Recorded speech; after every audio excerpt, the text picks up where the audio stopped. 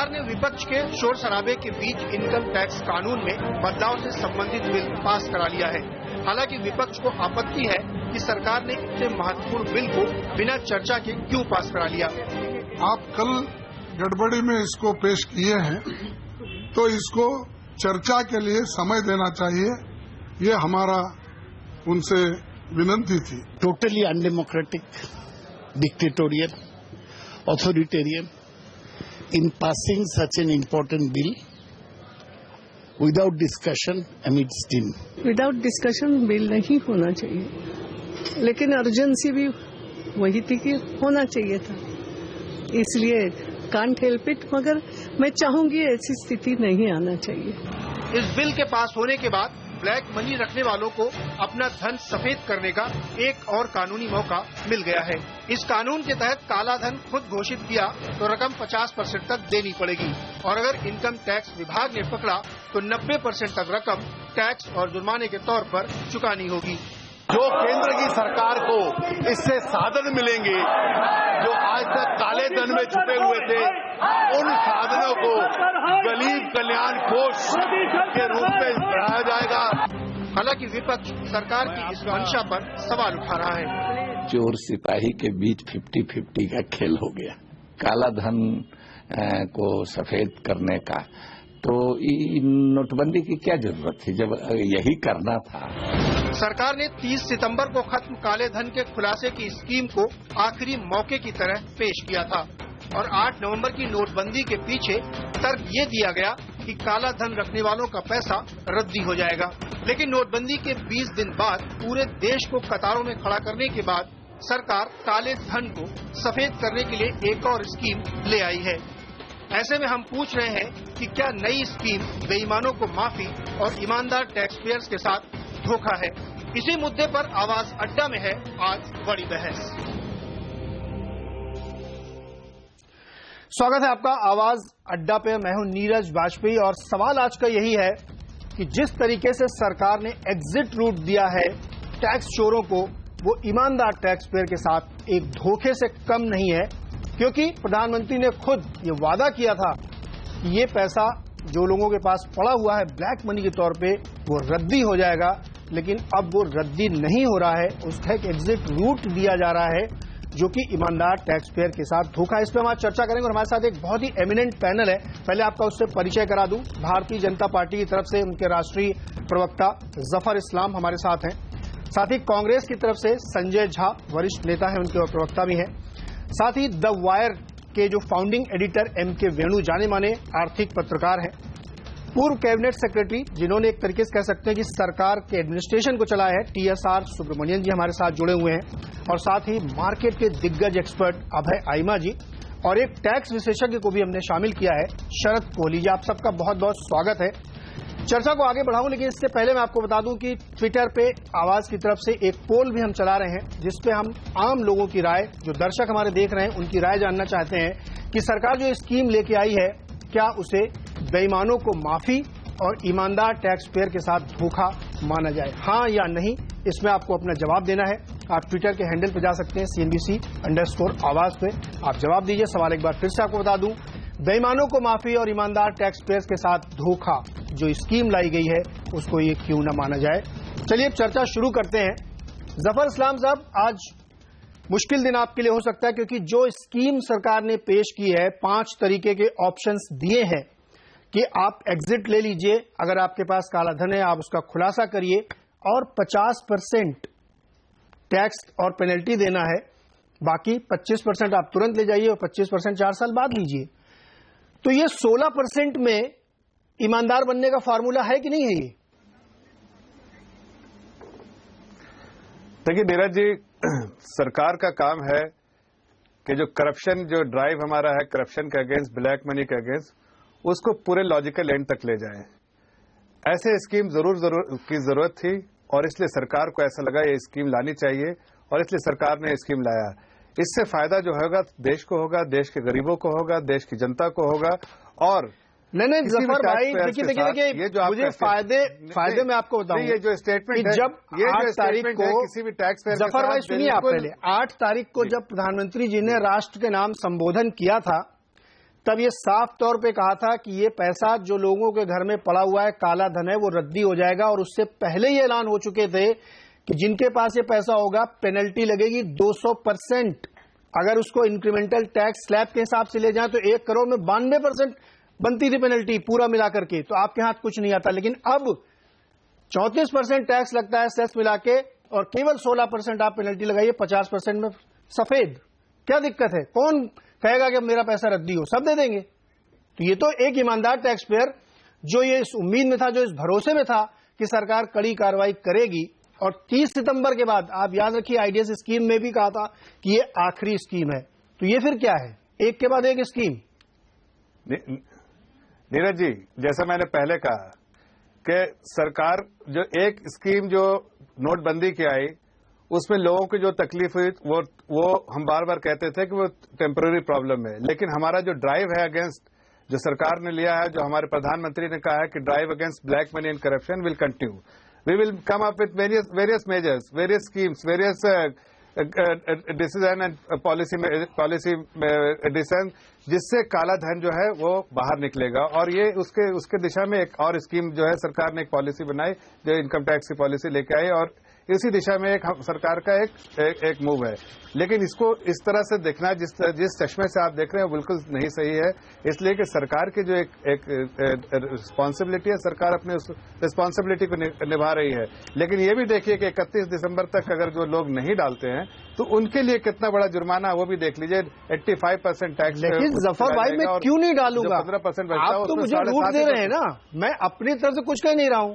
सरकार ने जो कहा मैं वही शब्द दोहरा रहा हूं कि अब कोई स्कीम नहीं आएगी। 30 सितंबर को बोला बड़ी पेनल्टी लगेगी, फिर बोला अब आप कह रहे हैं कि नहीं, सरकार ये भी सोचती है। तो ये अगर यही सब करना था तो नोटबंदी क्यों पहले दिन ऐलान कर देते कि जिसको अपना काला धन घर में रखा है 1500 की नोट ले आओ, बदल जाएंगी, 50% टैक्स दे दीजिएगा। तो इतनी दिक्कत नहीं होती ना। जो पिछले 20 दिन से लोग पूरा देश लाइन लगा के खड़ा है। नहीं नीरज जी, ऐसा है कि आप दोनों चीजों को अलग अलग रखिए। जो सरकार ने जो मूव किया था, जो जिस तरह का मूव सरकार का आया, उसमें कई अलग चीजें भी एड्रेस होती है। सिर्फ इसी को मत देखिए कि जो लोग टैक्स नहीं पे कर रहे थे, उसमें जो नकली नोट थे उसका मसला था, उसमें जो टेररिस्ट फंडिंग जो होती थी उसका मसला था, उसमें जो बार बार टेरर अटैक होता है उस तरह का जो नेटवर्क जो काम कर रहा था उसमें फंडिंग होती थी। ये सब चीज भी एड्रेस करेगा। इस आइसोलेशन में सिर्फ आप देखें कि जो टैक्स पेयर्स के लिए है और जो नहीं टैक्स एवेडर्स के लिए था, वो दो अलग अलग सिचुएशन है। लेकिन उसके साथ साथ नोटबंदी में कई और चीजें भी एड्रेस सरकार ने की है, उसको भी आप हाईलाइट किए। जफर भाई, 8.5 लाख करोड़ बैंकों में आ चुका है और 1.5 लाख करोड़ पहले से बैंक में है। 10 लाख करोड़ तो ये हो गया, और अभी सिर्फ 20 दिन हुए हैं, अभी तो बहुत दिन बाकी है।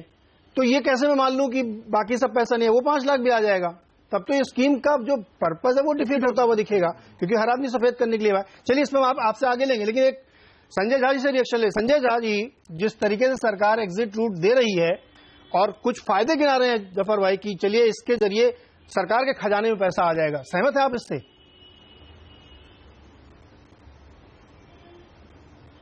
बिल्कुल नहीं नीरज जी, और मैं तो यही कहूंगा कि भारत के आम आदमी के साथ ये बहुत बड़ा एक विश्वासघात किया है मोदी जी की सरकार ने।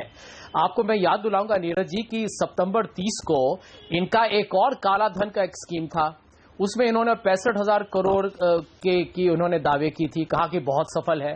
तो हम लोगों ने ये प्रश्न उठाया था कि यदि आप काले धन के विरुद्ध हैं, सचमुच यदि इस गंभीर मसले का आप समाधान ढूंढ रहे हैं, तो आपने नोटबंदी उस समय क्यों नहीं लाया? अब आप ये देखिए कि आम आदमी का क्या हाल है। अब की बार लंबी कतार, यहां पर लगभग 80 भारत के मासूम लोगों की मृत्यु हो चुकी है। आप इस बात पर गौर किया जाए, मैं समझता हूं कि इस पर चर्चा नहीं हुई है। क्या उनका क्या कसूर था कि मोदी जी ने एक अचानक 8 बजे रात को ऐलान किया, बहुत ही एक हाहाकारी के साथ 80 लोगों की मृत्यु होगी। उनके रिश्तेदार, उनके परिवार से पूछिए कौन उसके लिए है जिम्मेदार। और यहां पर अचानक एक और स्कीम, लोकसभा में बातचीत नहीं होती है, और इस बार तो और भी इसमें इसको विशेष कर दिया गया है, आपको टैक्स की छूट और भी कम कर दी गई है। ये इस बात का मिसाल है नीरज जी, और मैं आपको इसके लिए धन्यवाद देता हूं, क्योंकि बहुत लोग इसके बारे में आज बातचीत नहीं कर रहे हैं, क्योंकि ये तो यही सिद्ध करता है कि ये सरकार टैक्स के जो चोर हैं उनको ये बिल्कुल अपने तरफ से पूरी प्रेरणा के साथ उनके लिए उपलब्धियां बढ़ा रहे हैं। यहां पर इनको मालूम होना चाहिए था कि यदि आप चाहते हैं तो आप यदि स्कीम नहीं लाते तो जिनके पास काला धन था वो इस पर ज्यादा टैक्स पे करते जनवरी के बाद, यदि वो पकड़ा जाते। संजय जी, मैं यहाँ आपके पास फिर लौटता हूँ इस पे, और जहां तक जो बड़े मगरमच्छ है वो तो पैनामा पेपर्स में उनकी पूरी संपत्ति विदेश में पड़ी हुई है। नहीं, एक मिनट रुकिए, मैं पहले एक बार एम के वेणु के पास चला जाऊं, क्योंकि आप सुनिए मार्क्स रख चुके हैं। अंत में वेणु साहब 16% में पैसा सफेद करने का एक बढ़िया प्लान सरकार ने सामने रखा है। और अभय अहिमत जी भी जानते होंगे कि आज एक ट्रोल चल रहा था कि आपकी जो 50% वाली स्कीम है ये 4 साल बाद 125% आपको कमाई करके देगी। अगर आप 25% बाकी मार्केट में लगाइए और 25% आपको वापस आएगा, तो जिस तरीके से आप क्लीन होके निकलेंगे, हालांकि वो फैक्चुअली नहीं है लेकिन ट्रोल है। तो मैं अभय अहमद जी पहले रिएक्शन लूंगा, लेकिन वेणु जी आपका एक छोटा सा कमेंट, क्या स्कीम बढ़िया है? 17% 16% दीजिए और बिल्कुल ईमानदार बनके निकलिए।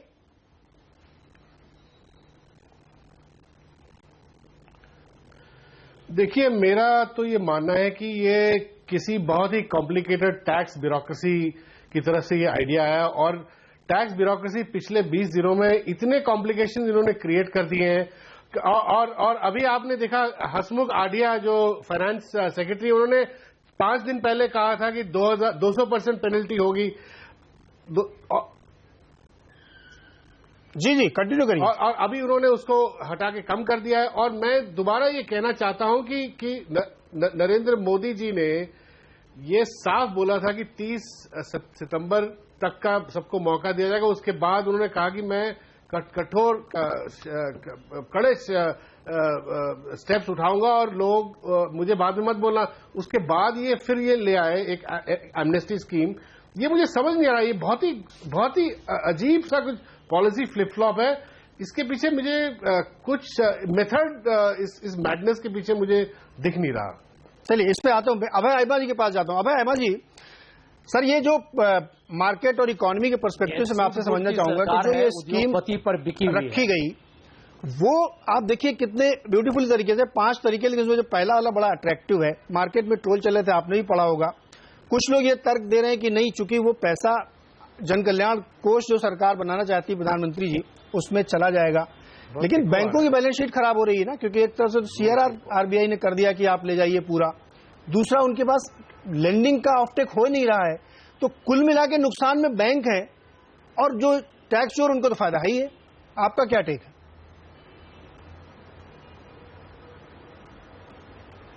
देखिए, क्योंकि काफी पॉलिटिकल लोग बैठे हुए हैं, मैं इसको पॉलिटिकल तर्क भी देना चाहूंगा। जी बिल्कुल। मेरे को लगता है कि गांधी जी ने जो सत्याग्रह ब्रिटिशर्स के अगेंस्ट किया था, हम वो सत्याग्रह मोड से बाहर निकल ही नहीं रहे हैं।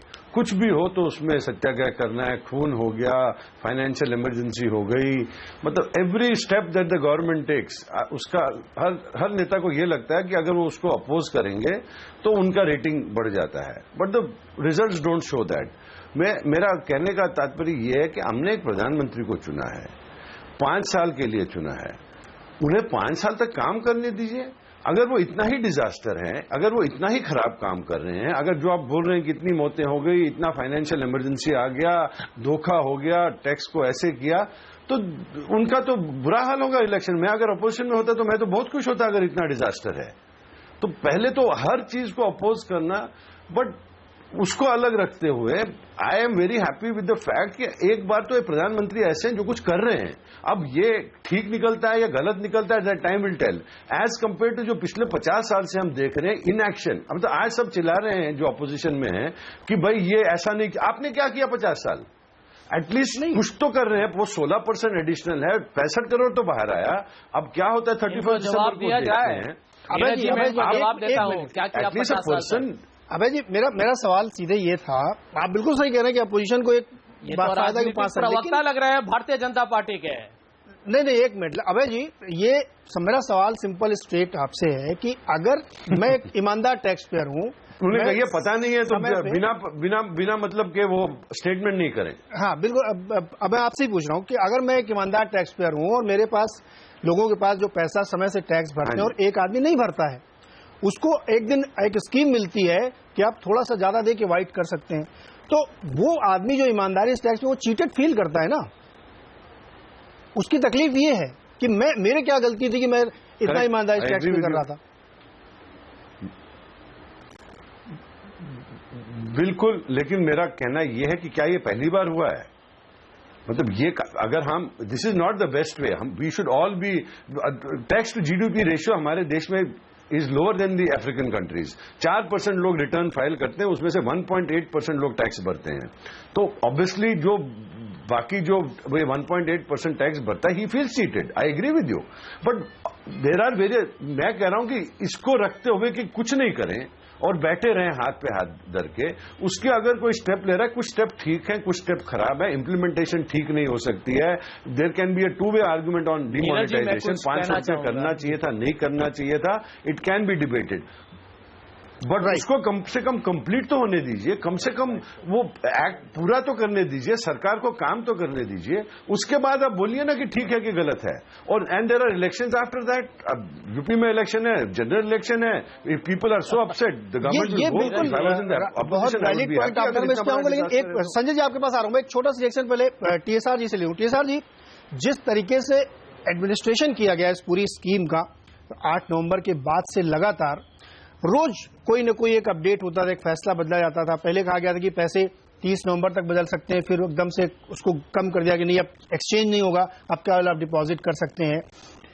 एक आप तो चूंकि सरकार चला चुके हैं, आप बहुत गहरे तक एडमिनिस्ट्रेशन में रहे हैं, आपका तजुर्बा बहुत ज्यादा, क्या एडमिनिस्ट्रेटिवली बहुत सारी गलतियां की जा रही हैं इसको, इसीलिए दिक्कत बढ़ रही है? अरे देखिए, इसमें तो वी हैव टू सी, अभी जो प्रीवियस स्पीकर ने जो बोला है, 70 इयर्स हमारी सिस्टम जो है ब्लैक मनी जनरेशन का तरीका बता रही है। 70 इयर्स हमारी सिस्टम ऐसा रखा है कि 2 या 3% लोग जो हैं, they are funding the entire government expenditure. तो the purpose is not just to flush out the current stock of black money, which is one purpose. The purpose is financial inclusion, eliminating or reducing the parallel economy to a large extent, clean up the economy, modernize the system, clean up the election system, clean up real estate. Now, isme 3 questions come. One, short-term pain is inevitable given the secrecy involved here. Otherwise, already, I think your channel, so many channels are reporting, people are now converting at 50-60% in the black market here. This is now an official way in which you want to convert, number one. Number two is, today, the whole country is willing to undergo, don't forget, 70 years, our rural population and the informal sector has been impoverished here. People don't have 2 meals a day. So this is no new thing that is happening in the country. To change the country, to bring it towards some kind of a new route. Now, every small step that you take, with regard to the steps, I will appreciate them. That is a completely new step which has been taken here, with completely new territory. They are responding day by day. If this brings out 3 things, 50% of the black money comes out with 50% penalty. Another 25% with a huge 80-90% penalty. Rest people go to jail.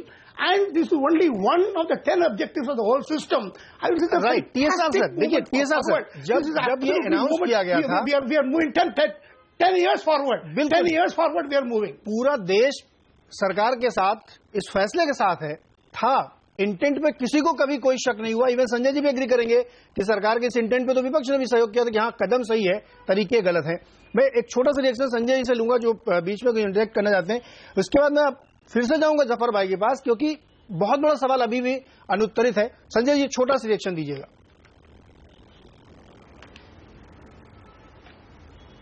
छोटा ही बोलूंगा नीरज जी, बहुत दुर्भाग्यपूर्ण और शर्मनाक है कि कुछ लोग यहां बैठे हुए वो समझते हैं कि 80 लोगों की जान गई, वो तो एक छोटी सी मुसीबत थी, एक माइनर एक प्रॉब्लम था। ये बहुत ही मुझे खेदजनक लगता है। मैं इसकी कड़ी निंदा करता हूं आपके चैनल पर। दूसरी बात, जहां पर सीक्रेसी की यहां पर लोग प्रवचन कर रहे हैं, मैं उनको ये बताना चाहूंगा कि एक बहुत गहरा आरोप लगा हुआ है कि भारतीय जनता पार्टी और उनके समर्थक, उनके सहयोगी लोगों ने जमीन बिहार में नहीं, उड़ीसा में नहीं, पूरे देश भर में खरीदा है। और ये सब लोग, ये बहुत आरोप लगा हुआ है नरेंद्र मोदी जी पर और उनके बड़े बड़े जो नजदीकी मित्र हैं कि उनको बताया गया था कि विमुद्रीकरण या नोटबंदी कब होने वाला है।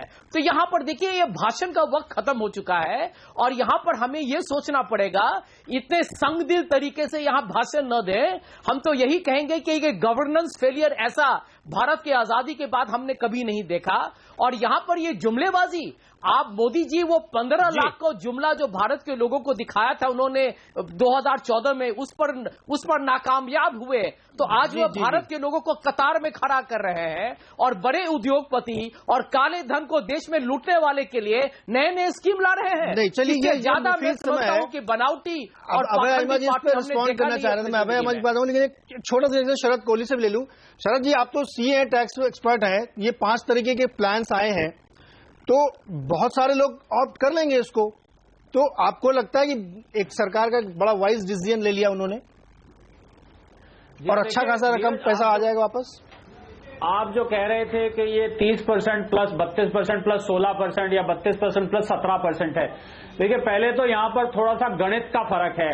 गणित का फर्क यह है कि उस स्कीम में 25% जो है 4 साल के लिए लॉक हो जाएगा और 0% इंटरेस्ट पे होगा। अगर 25% 4 साल के लिए लॉक होता है, उसका हम 50% भी लें तो उसमें आपके जो 17% आपने जोड़ा है वो 17% जोड़ के 30% हो जाता है, क्योंकि 4 साल का उसका ब्याज का नुकसान होगा। 4 साल के लिए उसको पैसा हाथ नहीं लगाने दिया जाएगा। तो 30% और 30% जोड़ के 60% हो जाता है। अगर देश की जनता अपनी मर्जी से आके टैक्स देने को तैयार है, अगर इससे टैक्स पेयर्स बेस जो है, मैं विपक्ष के लोगों से, देखिए मैं कोई राजनीतिक बयान नहीं दे रहा हूं, मैं किसी राजनीतिक पार्टी से नहीं हूं, मैं विपक्ष के लोगों से एक प्रश्न करता हूं कि क्या उनके पास कोई ऐसा व्यक्ति इस पिछले 15-20 दिनों में आया जिसने उनसे पूछा कि साहब मेरे घर में 10 लाख रुपए पड़ा है, बताइए मैं इसका क्या करूं? क्या उन्होंने ये सलाह कभी नहीं दी कि तुम्हारे घर में भैया कितने मेंबर हैं? उसने कहा मेरे घर में 4 मेंबर हैं। तो 4 मेंबर हैं तो भैया 2.5 लाख या 2,40,000, 2,35,000 सबके नाम जमा करा दो। क्या उन्होंने ऐसी सलाह नहीं दी होगी? इससे क्या सिद्ध होता है कि एक बहुत बड़ा संख्या 90% इस देश की इकोनॉमी कैश पे चल रही थी। अगर वो 14 लाख करोड़ रुपए मेन स्ट्रीम में आज आ रहे हैं, वो रिकॉर्ड पे आ रहे हैं और रिकॉर्ड पे आके भले ही वो शरद जी, मेरा तो सवाल ही पहला यही था कि वो 14 लाख करोड़ रुपए अगर निकाल भी लिए जाते हैं, आप ट्रांजैक्शन की ट्रेल छोड़ रहे हैं। नीरज जी, कभी भी रिश्वत जो है चेक से नहीं दी जाती। नहीं, शरद जी आप ऑफ ट्रैक जा रहे हैं। मैं सीधा सवाल कर रहा हूं कि वो 14 लाख करोड़, 14,50,000 करोड़ सिस्टम में वापस आ जाए, इसमें किसी को कोई दिक्कत नहीं है। मेरा तो सवाल ही यही है कि फिर मुझे 1 महीने से आप लाइन में क्यों लगाए? पहले दिन बता देते कि 50% दीजिए और घर में रखी नकदी वापस कर लीजिए, बदल लीजिए, उसमें क्या दिक्कत थी? जवाब देता हूं। देखिए, शुरू में सरकार ने अनाउंस किया था कि 200%, आपको याद होगा कि 200% पेनल्टी लगेगी अगर आप 2.5 लाख से ऊपर जमा करते हैं, आपको याद होगा अच्छे से। वो 200% सेक्शन 270A इनकम टैक्स में है, उसके अंतर्गत कंसील्ड इनकम पे जो हाईएस्ट पेनल्टी होती है वो प्रावधान किया गया था।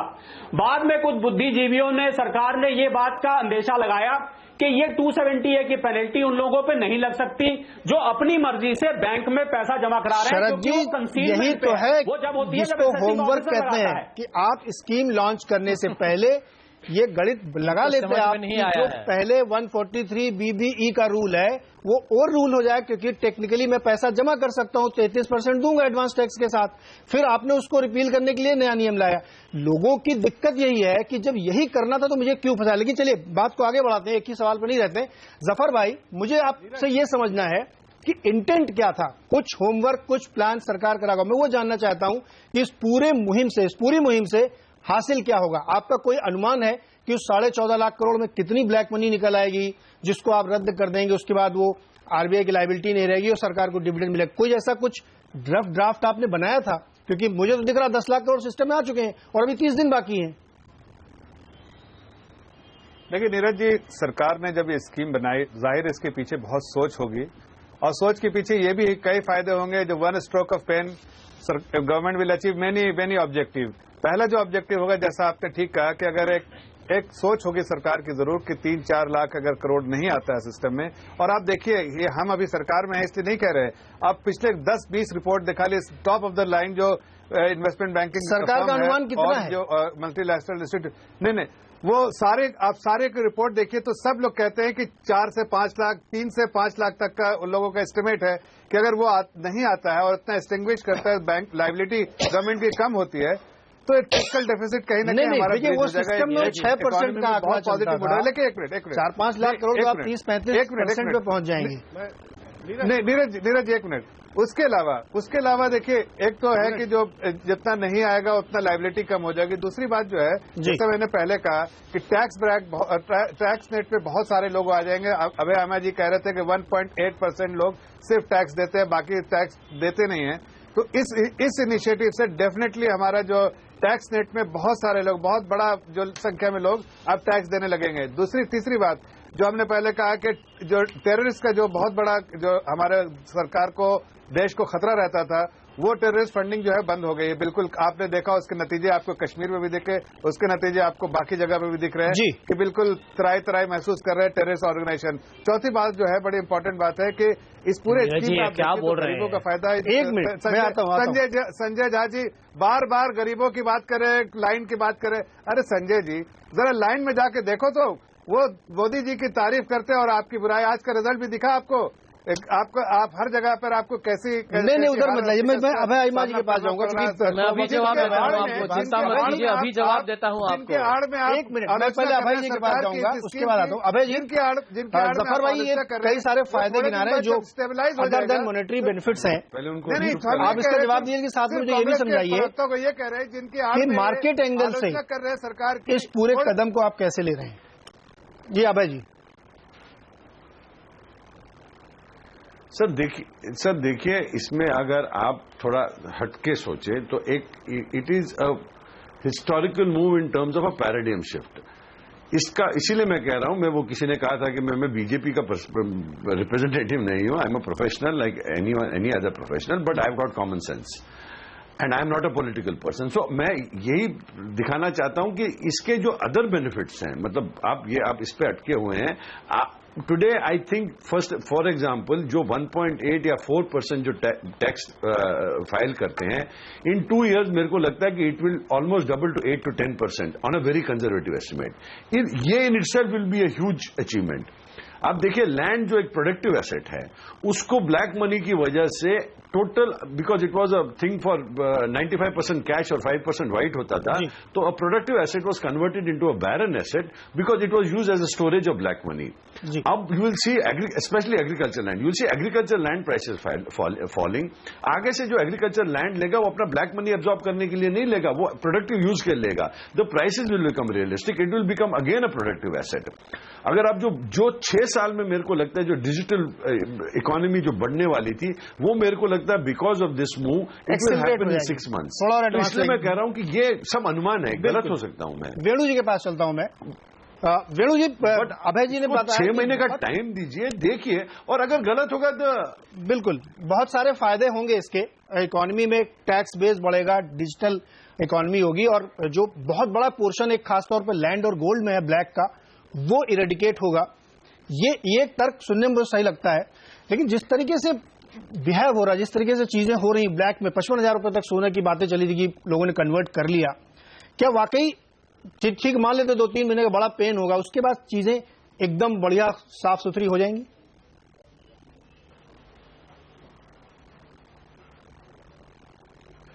देखिए, आप मुझे 2 मिनट दीजिएगा जरा। जी बिल्कुल, इसको मैं ठीक से बोलना चाहता हूं कि बड़े अर्थशास्त्री जो मोदी जी को सपोर्ट करते हैं, जैसे सुरजीत भल्ला हैं जो इंडियन एक्सप्रेस में लिखते हैं और कई टीवी चैनल में, उन्होंने भी ये बोला है कि केवल डिमोनेटाइजेशन, ये केवल यही स्टेप इकोनॉमी को कभी इंप्रूव नहीं करेगा।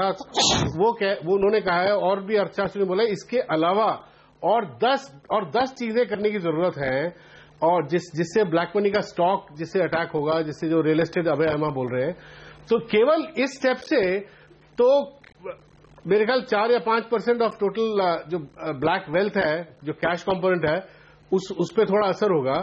और वो भी मुझे अभी शक ही हो रहा है कि जिस पेस से बैंक में वापस डिपॉजिट्स आ रही हैं, कहीं ये 14 लाख करोड़ के आसपास ही पहुंच जाए, फिर बाद में इनको कहना पड़ेगा कि डीमोनेटाइज करने के लिए कुछ है ही नहीं।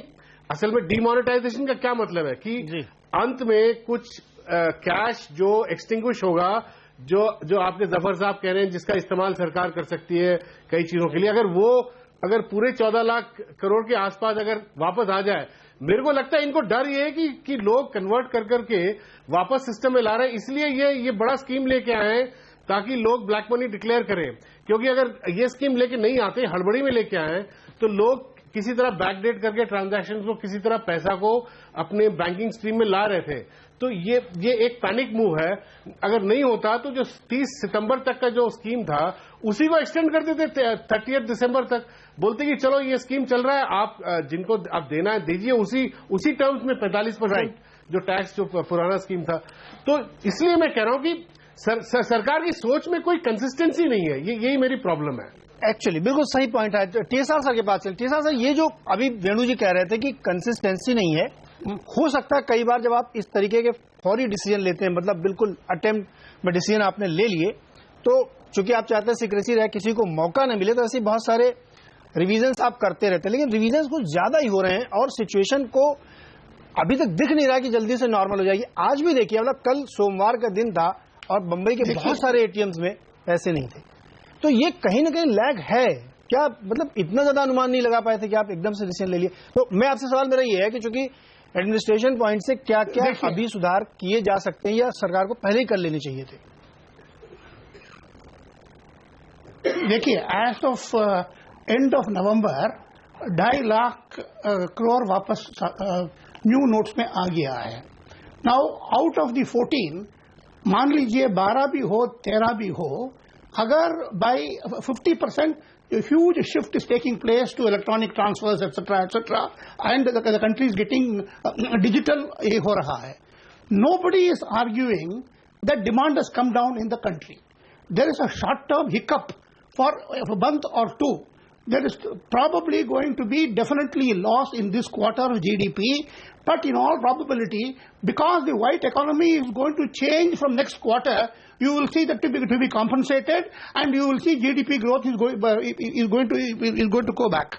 So we should not now, at this point of time, talk of short-term pain. You may argue that ये भी हो सकता था, वो नहीं किया, वो नहीं किया, लेकिन we are now talking of 100.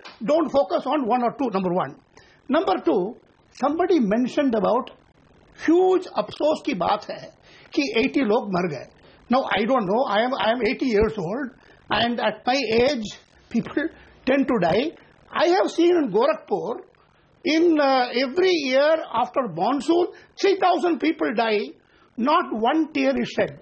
Now, 3 months back, or 1 month back in Malkangiri, due to poverty, 2,000 people died. Nobody, 70 years we had a system when nobody cried for the whole of India dying.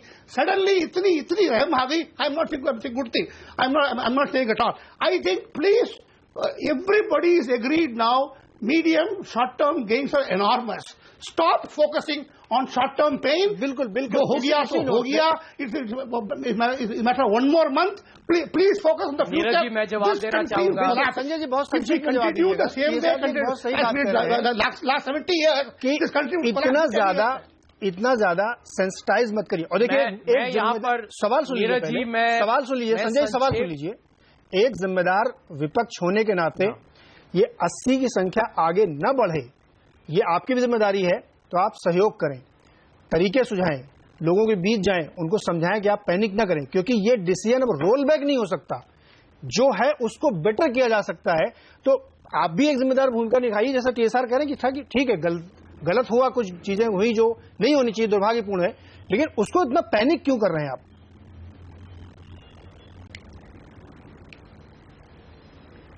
Neeraj ji, मुझे आश्चर्य हो रहा है कि इतने संगदिल और बेरहम लोग आपके चैनल पर बैठे हुए हैं जो कहते हैं कि 80 लोगों की जान गई तो क्या बड़ी बात है. नहीं, ये किसी ने नहीं कहा. ये सुन के आश्चर्य हो रहा है संजय जी, ये किसी ने नहीं कहा. हर आदमी सिंपैथाइजर है और दुर्भाग्यपूर्ण है, इसमें कोई डाउट नहीं। एक मिनट मेरी बात सुनिए। आज यदि कोई बुजुर्ग, एक मिनट, आज यदि कोई बुजुर्ग लाइन में खड़ा हो, आज यदि किसी बच्चे के लिए उसको उसके जो भी उसके स्वास्थ्य के लिए उसके जो माता पिता किसी हॉस्पिटल में जाए और वो पैसे न ले, क्या वो कसूरवार है? इसका जिम्मेदार कौन है? इसके बारे में हमें बात नहीं करनी चाहिए? इसके उत्तरदायी कौन है? मैं समझता हूं कि नरेंद्र मोदी जी को इसका जवाब देना चाहिए। और वो क्या करते हैं? घड़ियाली आंसू दिखाते हैं।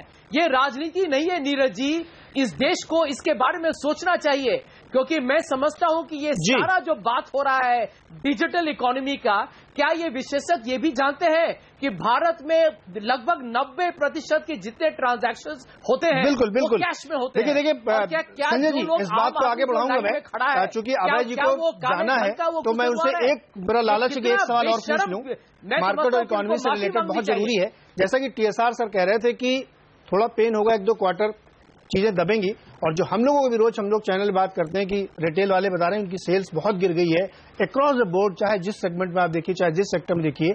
तो ये पेन क्या वाकई 3-6 महीने में सुधर जाएगा या थोड़ा लंबा लगेगा? क्योंकि आप एक साल इफेक्ट होगा इसका। जी अभय जी।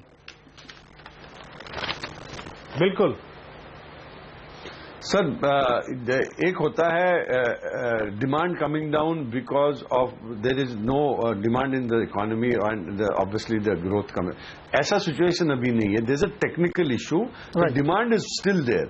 तो मेरा मानना है कि ये 1 क्वार्टर तक आपको डेफिनेटली, जब तक वो टेक्निकल जो कैश फ्लो जो है एडजस्ट नहीं होगा, वो आपको, इट्स अ मॉन्यूमेंटल टास्क। ये it has never been attempted in the history of any country where you undertake demonetisation such a large scale. तो स्वाभाविक है, लेकिन शॉर्ट टर्म मेरे को लगता है कि वो जो 1 क्वार्टर में आपको ग्रोथ पे डेफिनेटली इफेक्ट आएगा। लेकिन ये जो मतलब जो अनुमान लोग लगा रहे हैं कि 50% हो जाएगा जीडीपी या 20% हो जाएगा GDP, I think they are talking through their hat.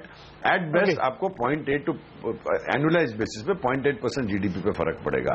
But on the luxury goods, top and luxury जो फर्रगामो, जो वो लुई विटॉन, उस पर डेफिनेटली एक that segment will definitely get impact in the long term. Short term demand only for 1 quarter, it will come back after that. Discretionary spending जो थी, जो थोड़ा लग्जरी स्पेंडिंग थी, उसमें जरूर फर्क पड़ेगा, और वो काफी बड़ा सेगमेंट है, खासतौर पे वहां से बहुत बड़ा रेवेन्यू आता है, कई सारी कंपनियां उसी सेगमेंट में करती। बहरहाल यहाँ पे एक छोटा सा ब्रेक लेंगे, ब्रेक से लौट के आएंगे तो वेणु सर जो कहना चाह रहे हैं इस पे एक जवाब देना चाह रहे थे कि वो कितना इम्पैक्ट होगा, और ब्रेक के बाद हम अब इस पे फोकस करेंगे कि ये कब तक सुलझ जाएगी समस्या। नॉर्मलसी, मेरी नॉर्मलसी की परिभाषा ये है कि गांव के इलाकों में चेक और विड्रॉल से इजीली मनचाहा कैश मिले, और शहरों के एटीएम प्रॉपर 24/7 चलें और जितना चाहे आप निकाल लें। ये मेरी परिभाषा है नॉर्मलसी की। ये कब तक हो पाएगा, जफर से भी बात करेंगे, वेणु से भी बात करेंगे, छोटे से ब्रेक के बाद।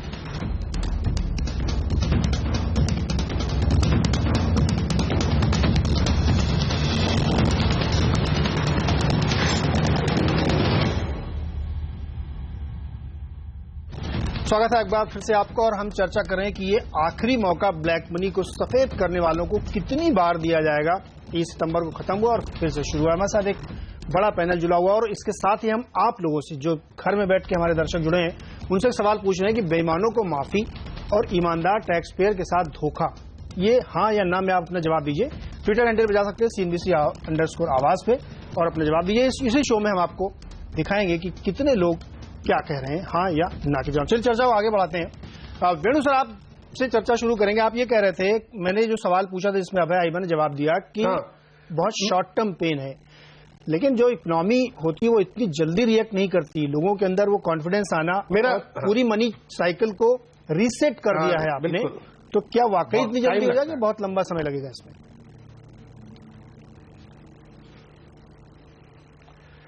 देखिए, मैं अभय आइबा जी ने जो 0.8% जो जीडीपी ग्रोथ का अनुमान बताया कम होगा, इससे मैं सहमत नहीं हूं, क्योंकि ये बहुत ही अंडर एस्टिमेट है।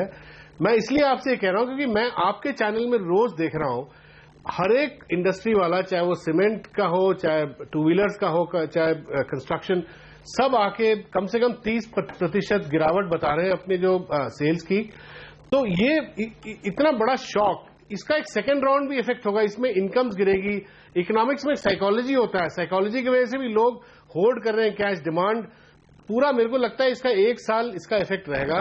और जहां तक 2016-17 का सवाल है, मैं मनमोहन सिंह जो अंडरस्टेट करते हैं, उन्होंने बोला 2 परसेंटेज पॉइंट जीडीपी गिरेगा और उन्होंने कहा ये अंडर एस्टिमेट है। मेरे हिसाब से कम 3 परसेंटेज पॉइंट जीडीपी 2016-17 में गिरेगा और मेरे को लगता है 4% तक जीडीपी ग्रोथ आप ये कह रहे हैं 4% पे आ जाएगी जीडीपी। शॉक का जो इफेक्ट होगा आगे हाँ, आप ये कह रहे हैं कि 4% पे आ जाएगा जीडीपी। मेरा मानना है कि कम से कम 3 परसेंटेज पॉइंट्स 4-4.5 के बीच में आ सकता है। और इसका जो शॉक होगा, ये जो आगे वाला सेकेंड राउंड इफेक्ट होगा डिमांड पे, इनकम्स पे, खासकर रूरल एरियाज में, मुझे लगता है कि पूरा 1-1.5 साल इकोनॉमी को रिकवर करने में लगेगा। और ये और जगह भी जहां डिमोनेटाइजेशन हुआ है, वेनेजुएला और देशों में हुआ है, वहां पे भी रिकवरी जिस तरह एकदम से आया नहीं है। और इसके फायदे जो बताए जा रहे हैं, एकदम वी शेप रिकवरी वाले फायदे, वो मुझे बहुत ही डाउटफुल लगता है। चलिए जफर जी के पास चलते हैं। जफर भाई, मेरा सवाल अब पहले आप सुन लीजिए ध्यान से, आप सब लोग सुनिए।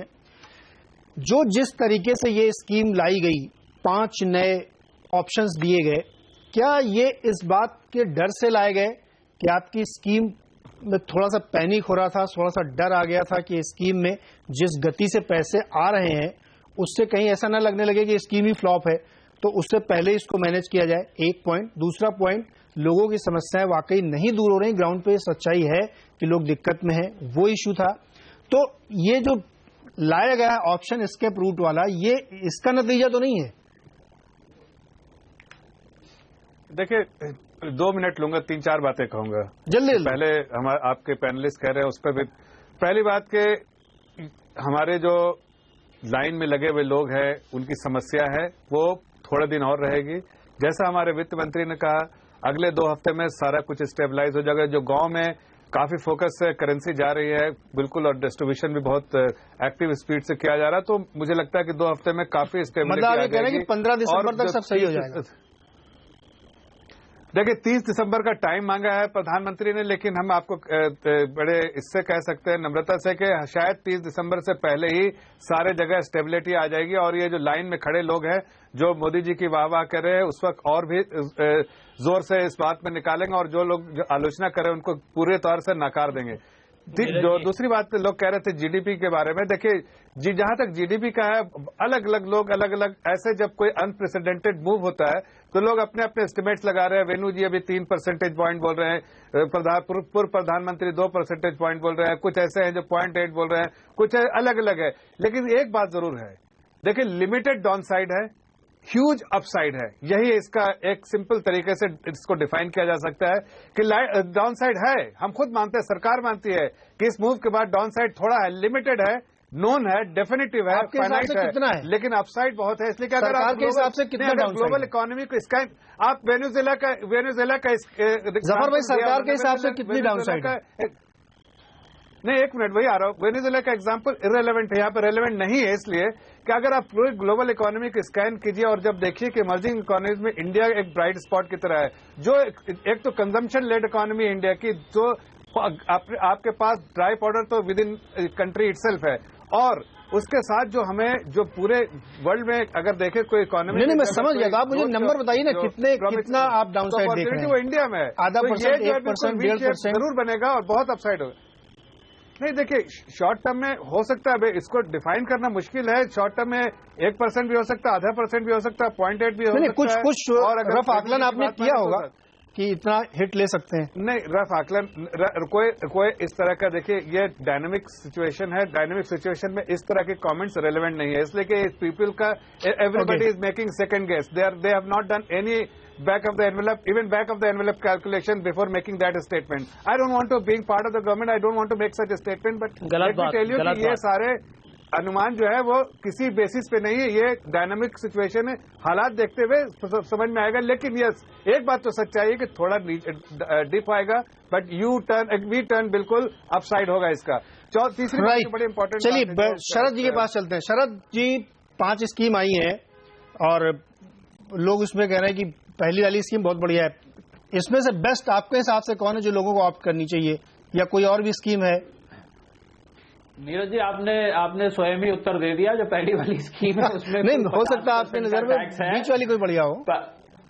बीच नहीं, 50% जो टैक्स है, जिसमें 50% का टैक्स है, वही बाकी सारी स्कीम को कंपेयर, क्योंकि दूसरी स्कीम जो है उसमें करीब 82.5% तक का टैक्स है। तो नेचुरली आप 50% टैक्स वाली सबसे बढ़िया स्कीम है। देखिए, मैं इसमें एक बात जो इससे रिलेटेड है नीरज, मैं वो कहना चाहूंगा कि मान लीजिए 30 दिसंबर तक 14,20,000 करोड़ जो 500,000 के नोट सर्कुलेशन में थे, सब के सब बैंक में आ जाते हैं।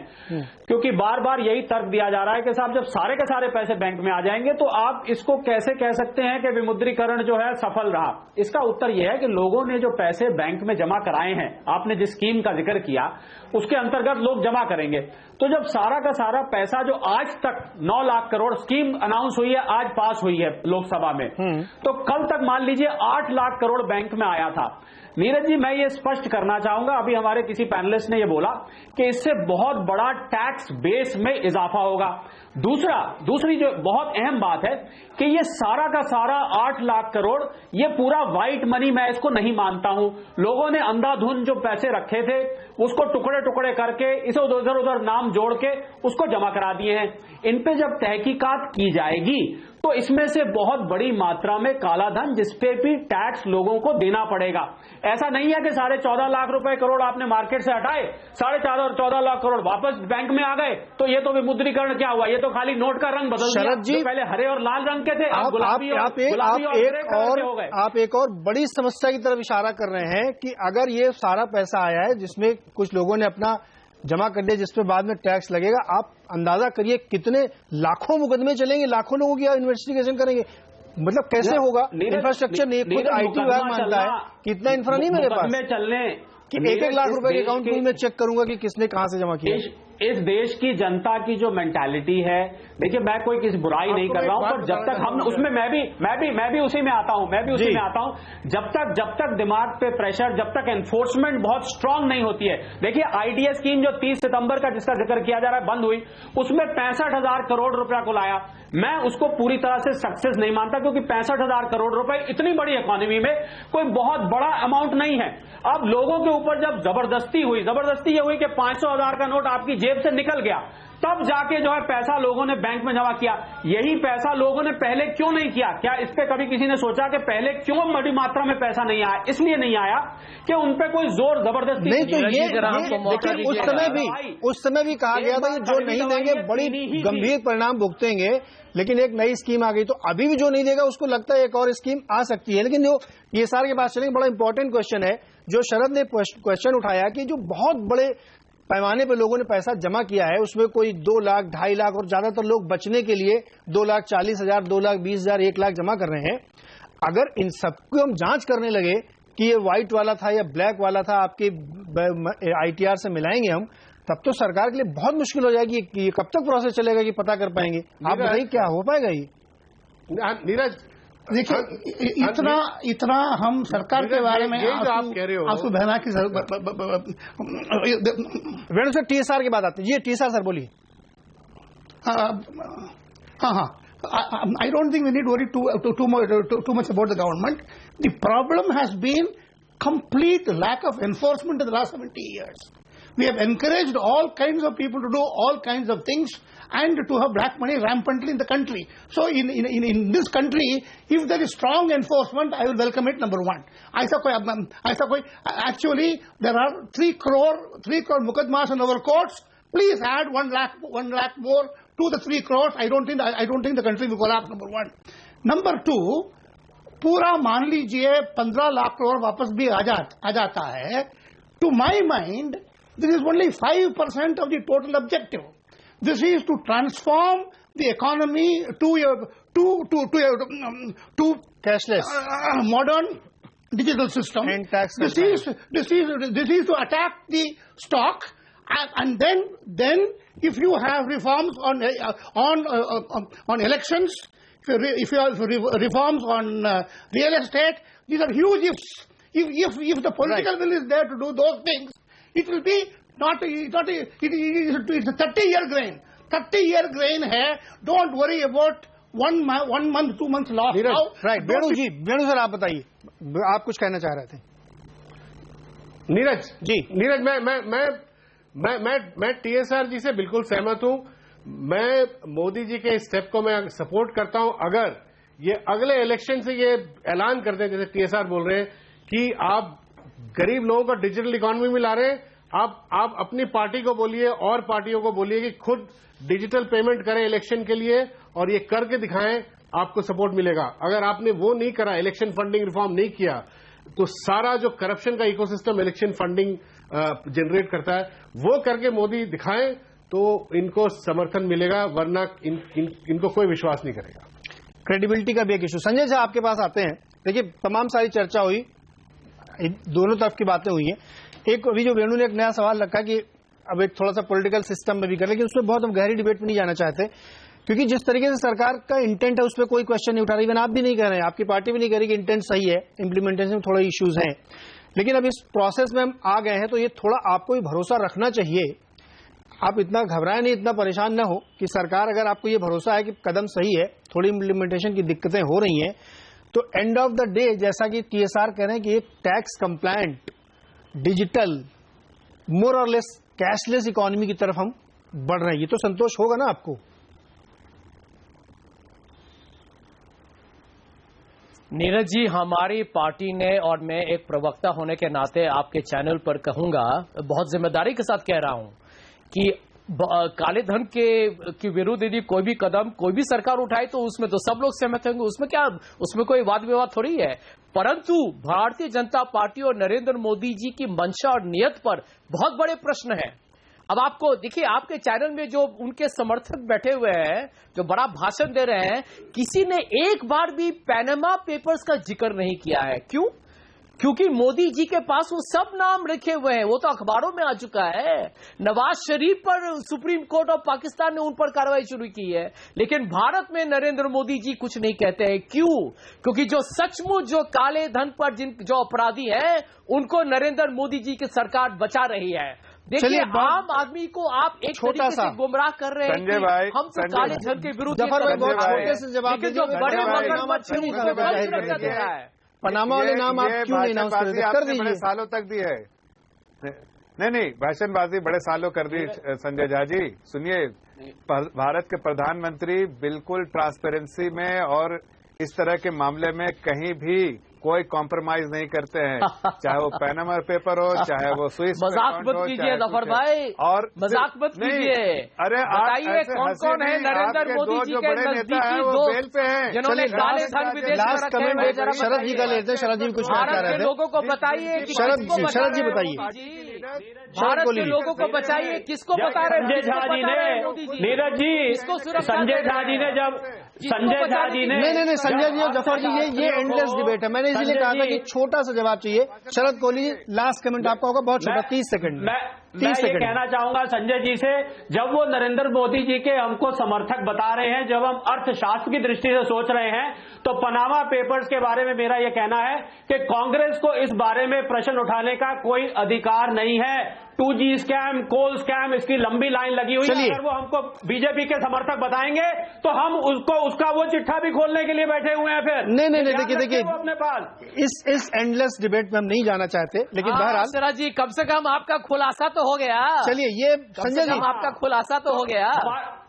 संजय जी, कोहली जी, प्लीज अब आप सुनिए। देखिए, इस पूरे डिबेट में मुझे अच्छा लगा कि बहुत सारे कंस्ट्रक्टिव विचार भी रखे, और एक तरीके से इस बात पे सहमति है कि चलिए पेन हो रहा है, लेकिन आगे चीजें बदलेंगी, कई लोगों को ये मानना। और संजय जी, आप भी मानते हैं कि स्थिति आगे जाके बेहतर हो सकती है, केवल इम्प्लीमेंटेशन की थोड़ी गड़बड़े हैं।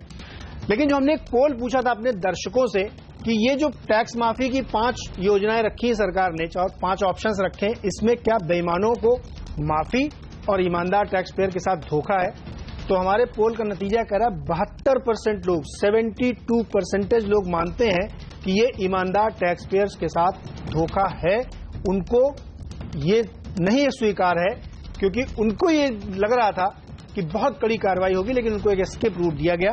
तो हमारा पोल ये कहता है कि वो इस फैसले से खुश नहीं है। आप सब लोगों का बहुत बहुत शुक्रिया चर्चा में शामिल होने के लिए। आवाज अड्डा में आज इतना ही, लेकिन आप जुड़े रहिए CNBC आवाज के साथ, क्योंकि खबरों का सिलसिला जारी रहेगा।